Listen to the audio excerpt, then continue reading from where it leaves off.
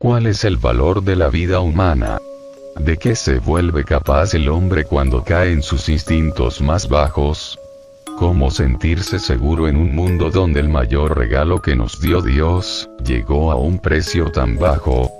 ¿Quién de nosotros no se sintió completamente desamparado por la noticia de un crimen por motivos tan triviales y, peor aún, quién de nosotros no se olvidó del asunto al poco tiempo?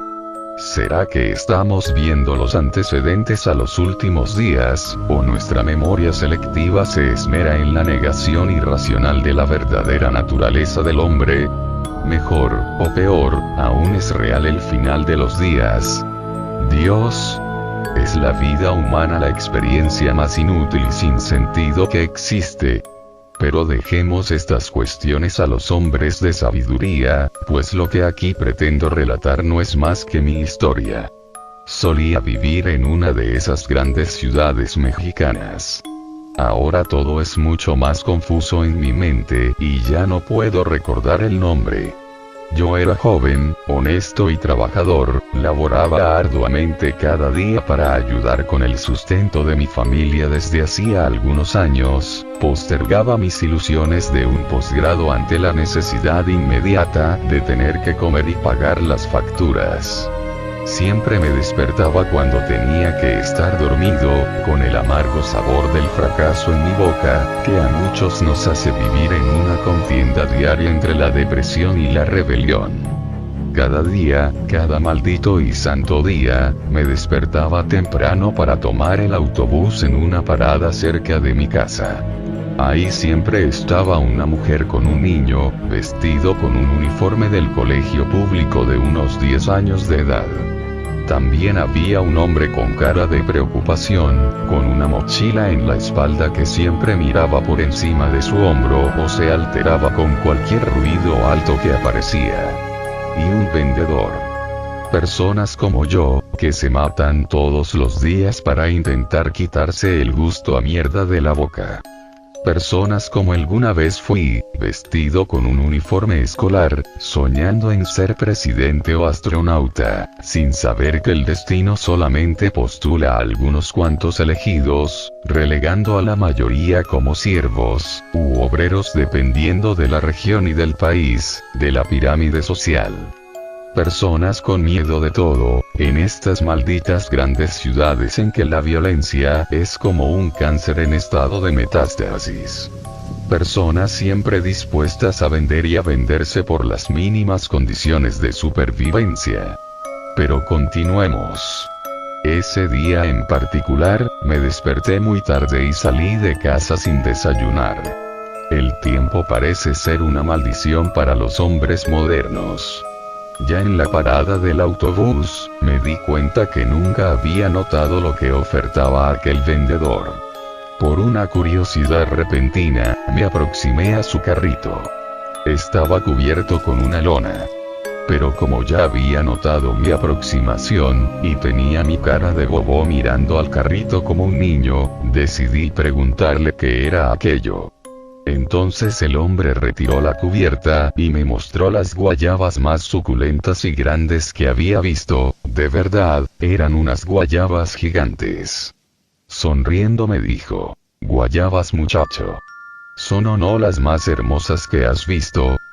Vendo en el centro desde hace muchos años y no hay nada mejor por ahí, por eso los clientes me son fieles». En aquel momento la vista de las frutas se sumó al hambre que sentía por no haber desayunado e hizo que mi estómago gruñera con desesperación. Entonces se me presentó un dilema. Al tener solamente 20 pesos, no podría tomar el autobús si compraba una de esas guayabas, y me encontré hablando conmigo mismo. Carajo amigo, ¿tomaré el autobús o me comeré la guayaba? Fue entonces que vino a mi boca nuevamente ese sabor a fracaso. Imagínate, tener hambre por un empleo de porquería que ni siquiera me permitía comprar un aperitivo. Un trabajo que debería darme lo suficiente para vivir y no apenas para sobrevivir. Una droga de ocupación que no me permite tener tiempo para nada más que dormir. ¿Realmente el tiempo está contra el hombre, o seremos nosotros, víctimas de nuestros propios delirios de grandeza y deseos de riqueza, quienes vivimos intentando exprimirlo un poco más? ¿Valió la pena tanto esfuerzo para una recompensa tan mediocre? Todo por un pequeño burgués que consume mis fuerzas con la fantasía de escalar la pirámide, siempre pisoteando a personas como yo, sin importarle mis sueños. Hoy no, hoy saciaré mi deseo más inmediato y haré una hermosa caminata al trabajo, llegando a la hora que a mí se me antoje llegar. Y estaba dispuesto a mandar al diablo a mi jefe y a su empleo en caso de que se enfadara conmigo. Pagué la guayaba y levanté bien en alto la frente, como un trofeo de mi actitud. Finalmente había hecho algo pensando en mí mismo. Solo entonces noté a dos hombres observándome desde un callejón cercano. El sujeto de la mochila también los vio y se mantuvo observando la escena mientras los dos me llamaban. Acércate, acércate, acércate, hermano. En ese momento mi corazón se disparó, sintiendo que algo andaba mal.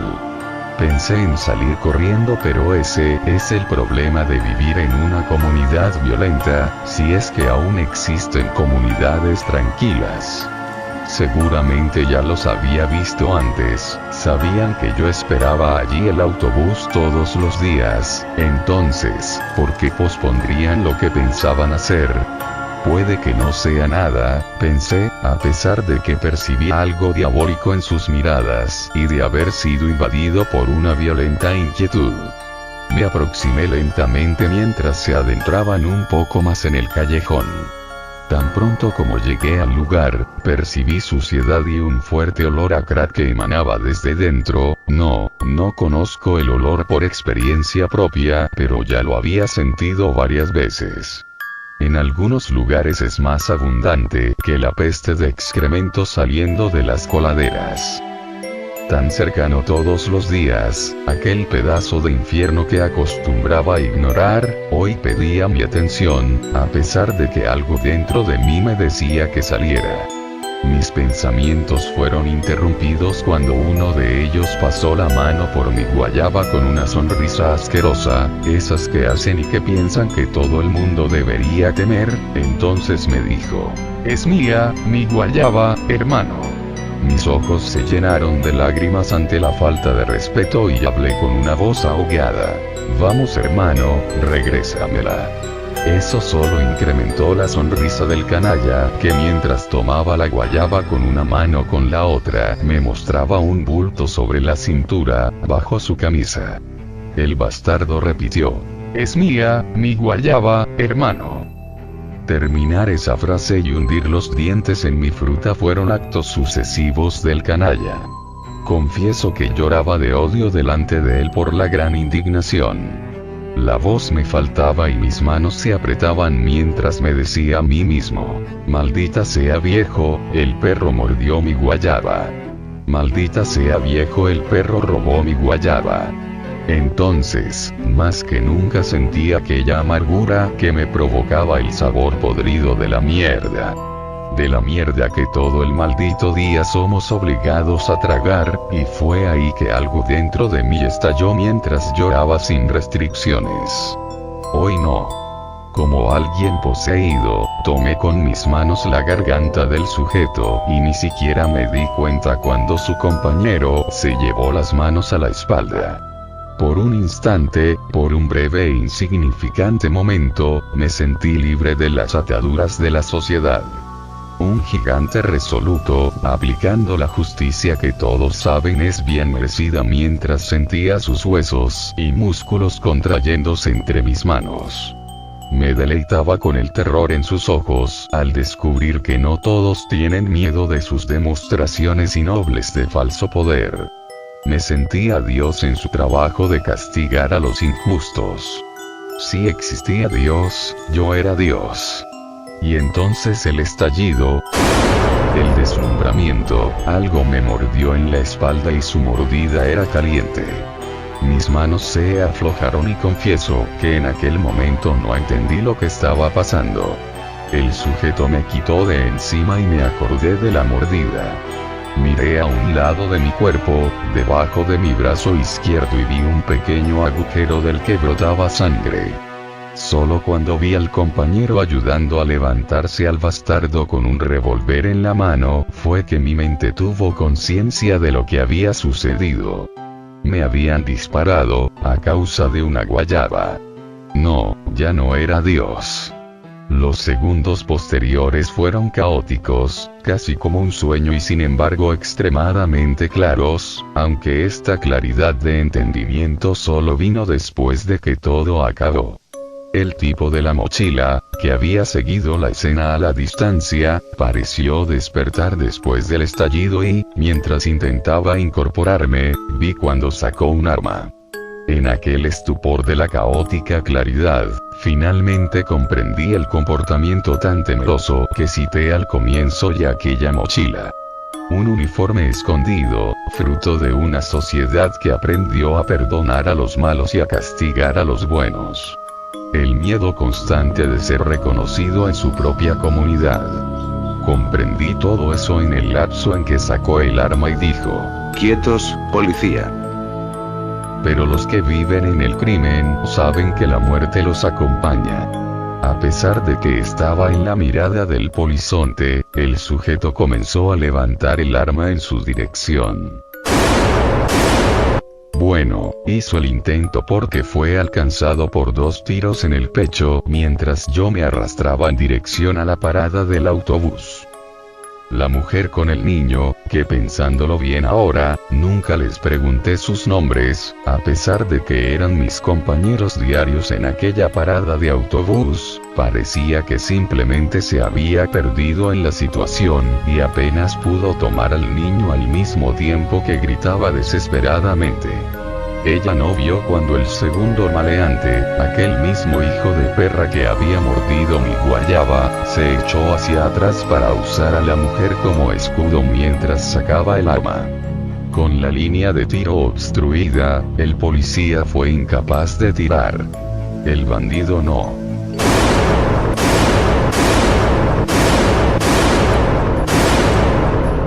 Sin ninguna preocupación por la vida ajena, vació el tambor de su revólver mientras el policía saltaba y rodaba al medio de la calle. 4 disparos cerraron el objetivo, otros 2 no. Uno fue a parar al muslo izquierdo del policía y el otro en la nuca de la mujer, que nada tenía que ver con eso.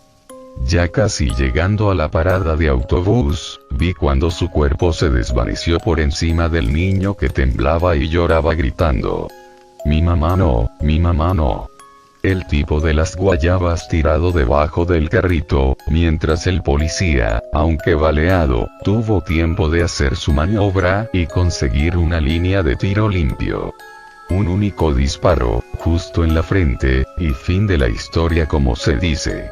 Lo que no le dio tiempo en medio de la calle, fue de salir del camino del autobús, que llegaba justamente en aquel segundo, y en cuyo interior había un conductor que percibió la situación demasiado cerca, y decidió pisar a fondo el acelerador para pasar de largo por el lugar. Parece que quienes viven combatiendo al crimen, también viven encarando a la muerte. Al final pude apoyarme débilmente en el carrito de las guayabas mientras la vista se me nubló, metí la mano debajo de la lona en busca de lo que me pertenecía por derecho. Tomé una de aquellas frutas y me disponía a morderla cuando di mi último suspiro. El tipo del carrito ya estaba de pie nuevamente cuando mi razón se detuvo delante de él, otros 4 cadáveres y un niño atónito aferrado al cuerpo de su madre.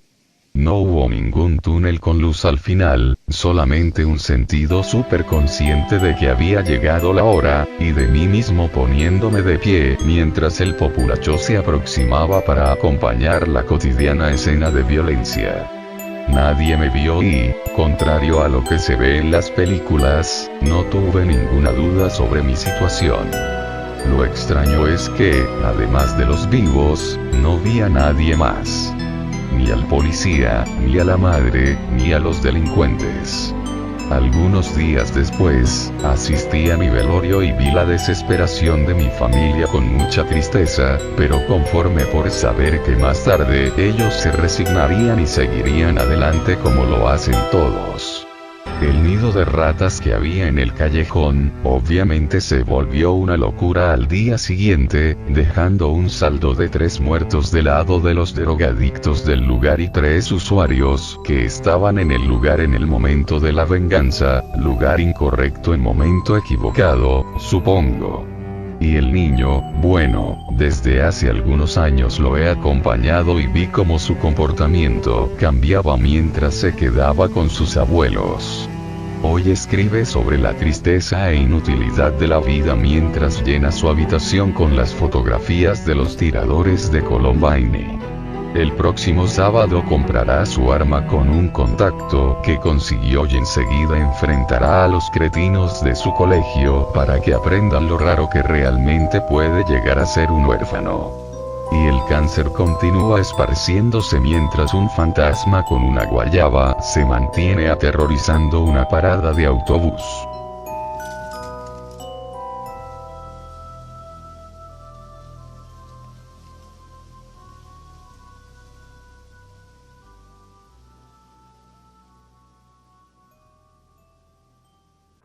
Late heart seemed dark, silvery moon is shining through the trees. Cast to me you, sound of kisses floating on the breeze. Act one begun, dialogue, where would you like to spoon? My cue with you.